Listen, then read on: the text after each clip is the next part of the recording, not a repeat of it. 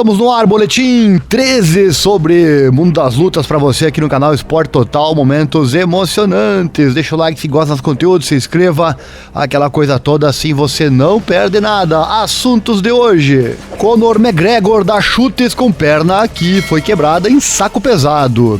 Será que Glover Teixeira quer revanche imediata contra o Jiri Prochazka? Assista a Dana White perder a cabeça quando Glover Teixeira bate no UFC 275. Muito mais gente bateu a cabeça, não é verdade? Confira a marcação dos juízes em Glover Teixeira versus Jiri Prochazka no UFC 275. Glover Teixeira, dei meu melhor e não foi o suficiente. Cena da multidão, milhares de torcedores tchecos dando as boas-vindas ao campeão do UFC, o Jiri Prochazka. Taila Santos sofre fratura orbital em luta contra a Valentina Shevchenko.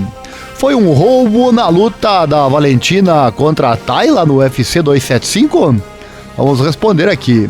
Jake Matthews derrota André Fialho com um nocaute espetacular.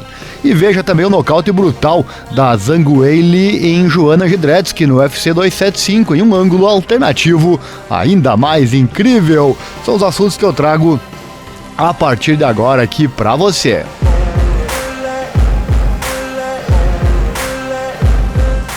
Começar então com este super nocaute, o evento esse que foi sensacional, que teve vários nocautaços e também finalizações, né? Mas o nocaute notável da Zhang Weili sobre a Joanna Jedrzejczyk estará em destaque nos próximos anos, com certeza. Mas é ainda mais infernal de um novo ângulo. Imagens da jaula do soco giratório da Weili no segundo round chegaram às mídias sociais no fim de semana e mostra exatamente o quão brutal foi esse nocaute. Eu vou deixar o vídeo, eu não posso pôr aqui no YouTube por causa dos direitos autorais, né? Mas eu vou deixar lá no site informatudo.com.br/esportes. O link está aqui na descrição do vídeo do YouTube. É o primeiro link em destaque para você. Tudo que eu falar aqui, que eu digo que está no site, você acompanha nesse mesmo link, certo? Vale a pena assistir. Weili e Jedrzejczyk se enfrentaram no UFC 248 em uma guerra de 5 rounds que foi amplamente aclamada como a luta do ano naquela época, lá em 2020, bem como uma das maiores lutas de todos os tempos. A Weili derrotou a Jedrzejczyk por pouco em uma decisão polêmica na primeira luta, mas não deixou dúvidas agora na revanche, demolindo Jedrzejczyk com um dos nocautes mais violentos de 2022. Perdeu nossa narração? Narramos o card inteiro para você e a luta Zhang Weili versus Joanna Jedrzejczyk. Vou deixar o link, este sim, aqui no card ou na descrição para você.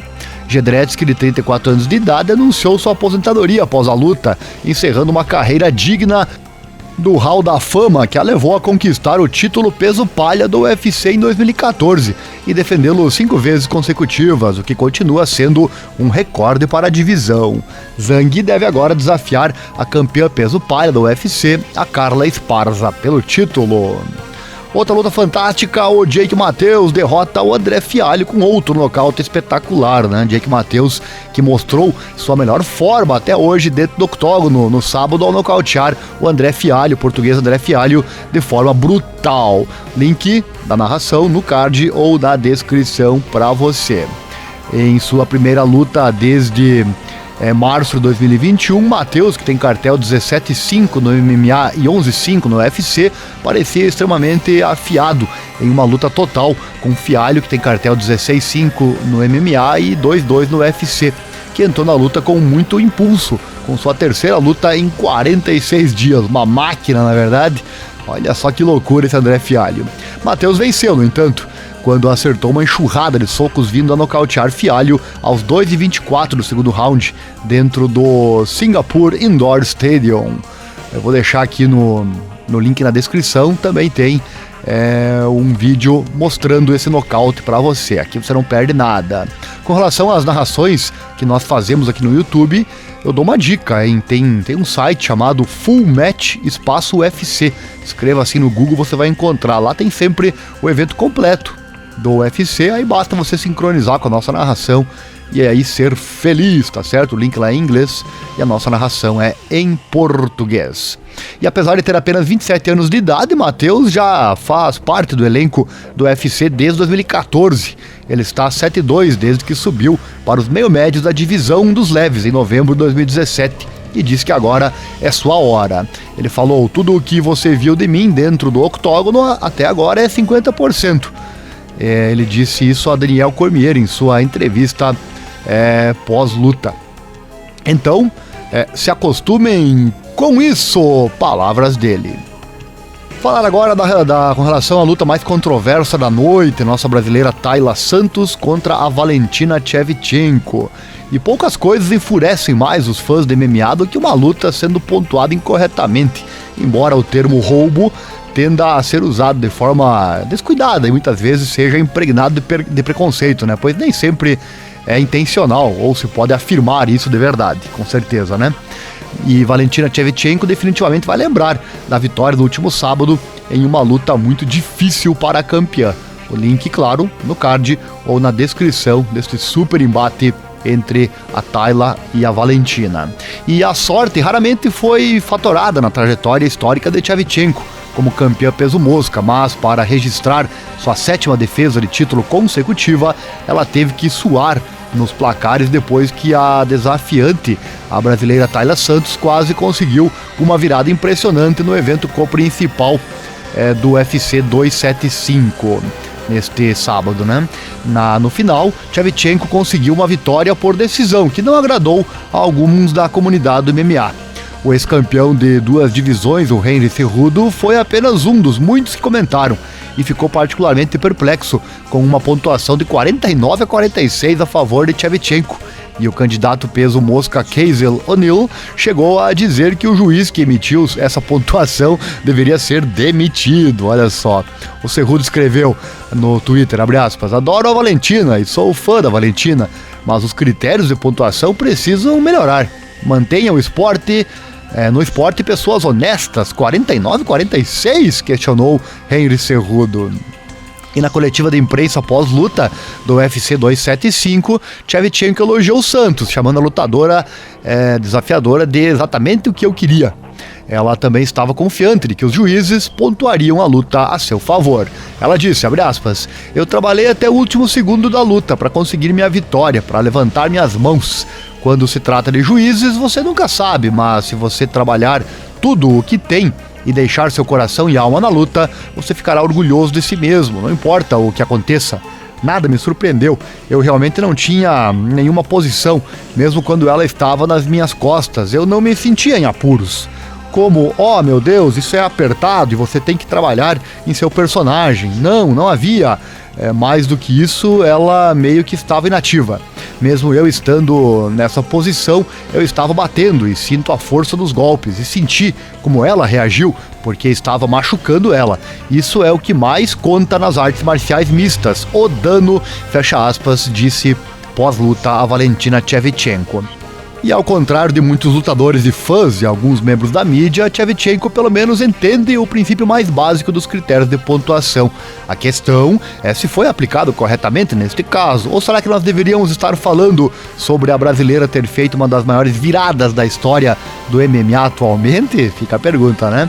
Claro que também sabemos o que acontece normalmente no UFC, quando o lutador desafiante ao cinturão precisa fazer uma luta convincente, não bastando ser uma luta equilibrada ou com pouca margem de vantagem, como parece que foi esse caso, né? O que você acha disso? Deixa nos comentários.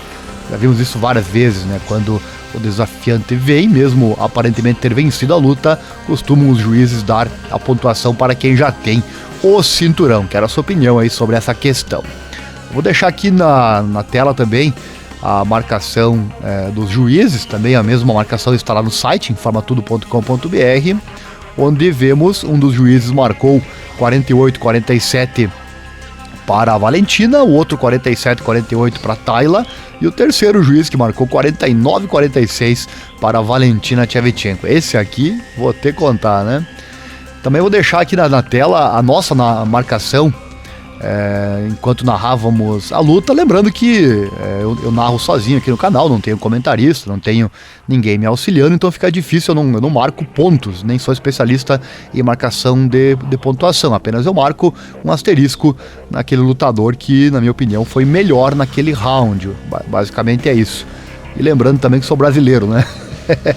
Sou brasileiro e marquei 3 primeiros rounds para a Tayla, e depois o quarto e o quinto bem subjetivo para qualquer uma delas, né? E os juízes realmente viram algo bem diferente. Deixe seu comentário, o que você achou disso? E reveja também a luta e a nossa narração, o link já está aí citado para você. E a Tayla Santos não venceu no sábado no UFC, mas talvez tenha conquistado o respeito dos fãs de MMA por seu valente esforço na derrota por decisão dividida para a campeã peso mosca Valentina Shevchenko. O crédito veio com um preço, porém, pois um choque de cabeças entre elas causou inchaço imediato e lesão visível no lado direito do rosto da Santos no round 4. No domingo, o técnico dela, o Thiago Okamura, da On The Road Management, informou ao site MMA Junkie que sua lutadora sofreu uma fratura orbital em decorrência do choque. De acordo com Okamura, Santos voltará ao Brasil, onde será submetida a uma cirurgia para reparar os danos. Seu cronograma de recuperação ainda não é conhecido, embora os ossos orbitais quebrados normalmente levem aproximadamente 3 semanas para cicatrizar. Santos, que tem 28 anos de idade, perdeu sua primeira disputa de cinturão do UFC por decisão dividida. A derrota quebrou uma sequência de 4 vitórias consecutivas, que incluiu vitórias contra a Molly McCann, a Gillian Robertson e também Roxanne Modafferi e ainda a Joanne Wood. Trocando de luta, vamos à luta principal, falar do recém-coroado campeão meio pesado do UFC, o Jiří Procházka. Como muitos campeões antes dele, recebeu uma recepção de herói dos fãs de sua cidade natal após retornar a Brno, lá na República Tcheca, na segunda-feira, apenas 2 dias depois da sua performance vencedora sobre o Glovão, né? Glover Teixeira no UFC 275. Perdeu? Claro que o link está no card ou na descrição para você. Que lutaço, né? Para fechar o UFC, que teve um card realmente fantástico. Vou deixar também os vídeos lá no site para você, informatudo.com.br/esportes. Link é o primeiro aqui na descrição, com a recepção calorosa no seu país natal, né? E o Procházka, que tem 29 anos de idade, conquistou o cinturão em apenas sua terceira luta com a promoção e melhorou seu recorde para 29-3-1, com 28 finalizações. Sua próxima luta pode ser contra o ex-campeão Jan Blachowicz, ou talvez o vencedor de Anthony Smith e o Magomed Ankalaev, que se enfrentam no UFC 277 no próximo mês, lá em Dallas, Texas. Palavras do Procházka. Agora é Jan. Acho que o próximo desafiante, falando do Blachowicz, né? Então eu gostaria de lutar contra Jan, porque acho que tenho as chaves para derrotá-lo. Então vamos fazer isso. Acho que a Europa seria o melhor lugar entre a Polônia e a República Tcheca. É muito cedo para falar sobre a próxima luta, mas sei que a próxima luta será contra Jan e estarei preparado para isso. Fecha aspas. Imagina se o Blachowicz vence a luta. Fica uma salada de frutas aí, né? Espere então com certeza uma decisão dos casamenteiros nas próximas semanas. Quando sair essa decisão, nós falaremos, claro, aqui no canal para você. Tem 3 vídeos lá no site com a recepção calorosa que os fãs do MMA e do próprio lutador demonstraram, né, a ele quando chegou por lá.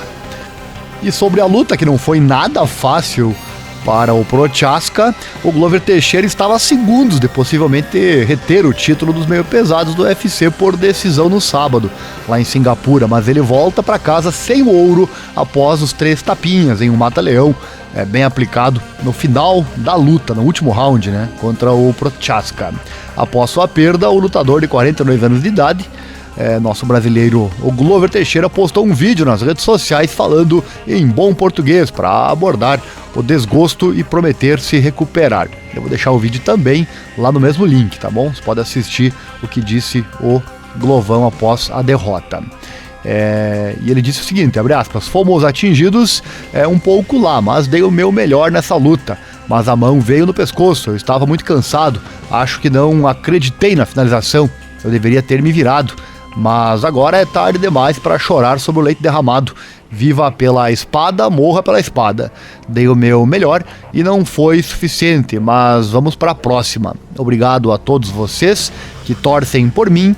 Obrigado pelo apoio. Estou bem, apenas alguns cortes, mas vamos lá. Fecha aspas. No vídeo dá pra ver bem como é que ficou o rosto dele após essa luta, né? E a primeira derrota por finalização da carreira de 41 lutas de Teixeira no MMA encerra uma sequência de 6 vitórias, que inclui vitórias sobre Jan Blachowicz, Thiago Santos, Thiago Marreta, o Anthony Smith e o Prochazka, ex-campeão do Rizin, agora está 3-0 com um trio de finalizações dentro do octógono. O UFC ainda não anunciou quem é o próximo na fila para o trono do meio pesado, como já havíamos anunciado. No domingo, Teixeira também fez questão de parabenizar e agradecer a Prochazka por um emocionante evento principal via Instagram. A postagem está aí na tela para você verificar, ali já todo com os curativos no rosto, né? Mas dá para ver também que o Prochazka ficou também bastante machucado, né? E é o que foi a luta, realmente uma luta bastante equilibrada, falaremos agora mais na sequência. E o Glover Teixeira abriu vantagem no placar dos juízes no UFC 275 e perdeu seu título meio pesado com uma, acredite se quiser, finalização mata-leão, né, no 5º round. A paralisação veio com apenas 28 segundos restantes da luta de 5 rounds, que Teixeira provavelmente venceria nos pontos. Ambos os lutadores tiveram várias chances de parar a luta desde o sino da abertura até os momentos finais da ação. Teixeira se apoiou em seu grappling para colocar o Prochazka em apuros, mas o Jiri deu chutes prejudiciais de todas as posições.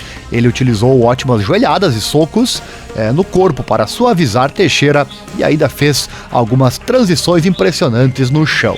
Parecia que Teixeira ia abrir caminho para uma defesa bem sucedida no seu título, mas ele desperdiçou algumas de suas oportunidades mais importantes. Em vez de bater quando Jiri estava machucado nos pés, Teixeira decidiu derrubá-lo.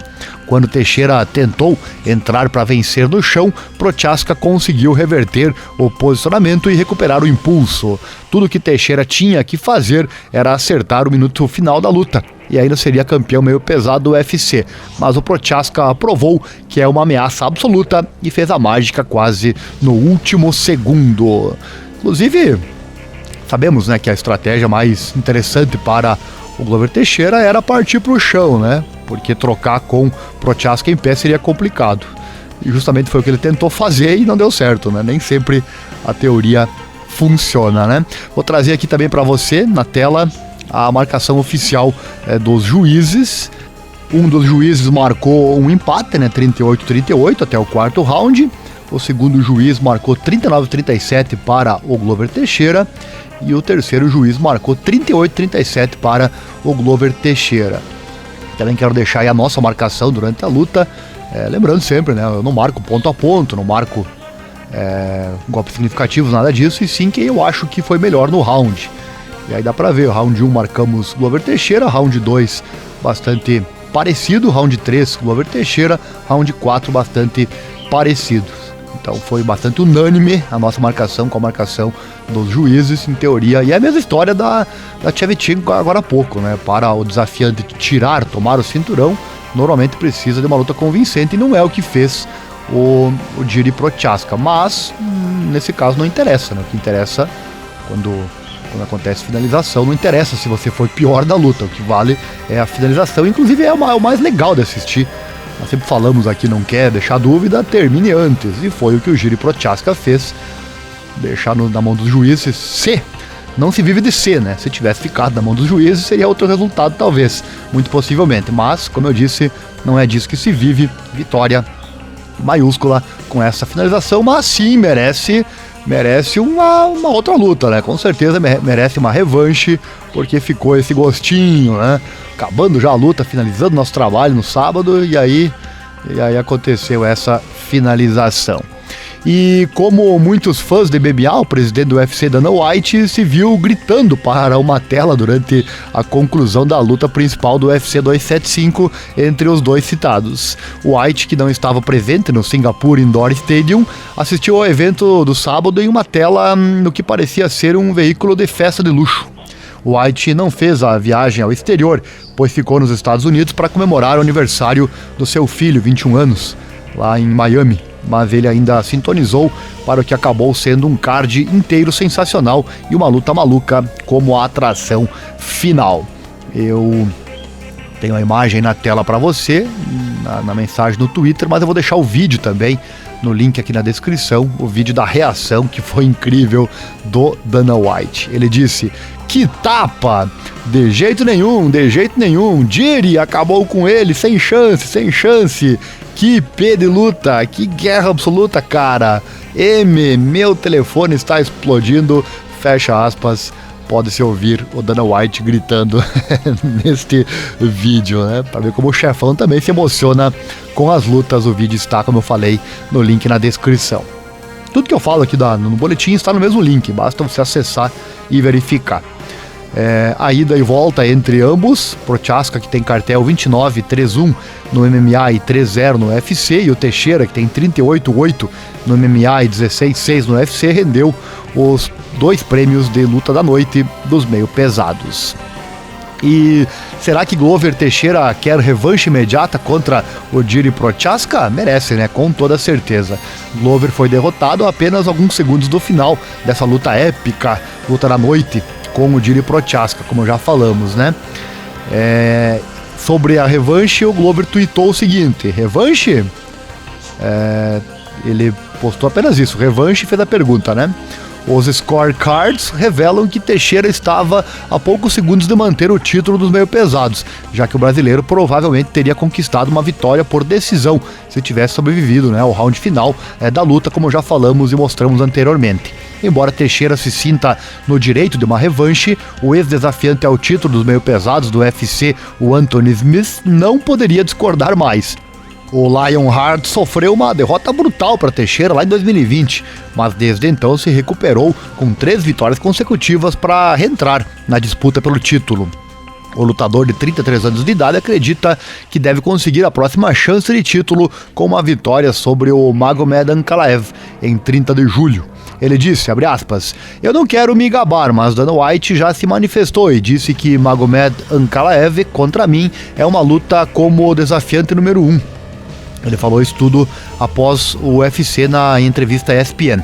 E ele segue: "O vencedor ganha uma chance pelo título, Dana é o chefe. Isso é o que eu acho que Ankalaev e eu pensamos que provavelmente iria acontecer. Jan e o Rakik acabaram de lutar. Rakik ficou ferido. Jan provavelmente estava perdendo aquela luta até aquela lesão. Essencialmente, ambos perderam. Isso deixa eu e o Ankalaev. Nós dois estamos no topo da divisão há muito tempo. Acho que é isso que vem a seguir", fecha aspas. Smith faz um caso convincente, sem dúvida, mas Teixeira colocou-se como candidato à luta do ano e deve ganhar uma revanche com base apenas nesse mérito.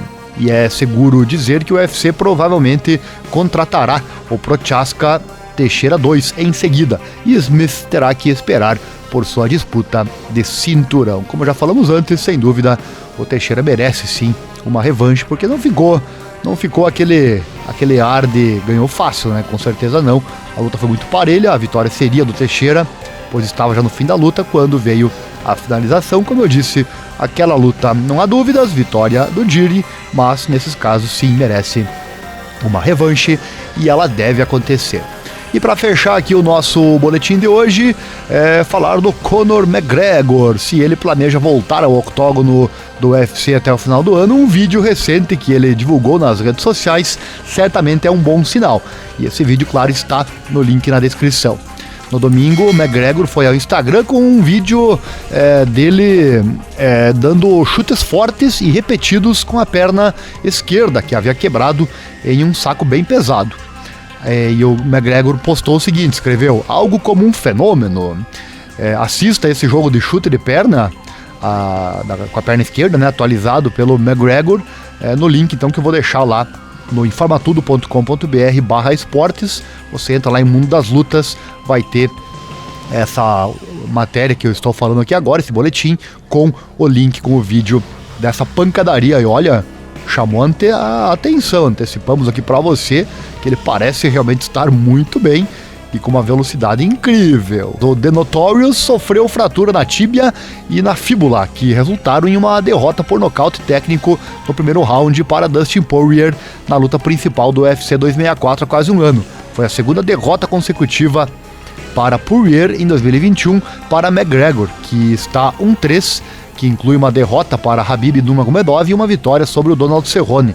Lembrando que ele foi derrotado por Floyd Mayweather quando se aventurou no ringue de boxe lá em agosto de 2017.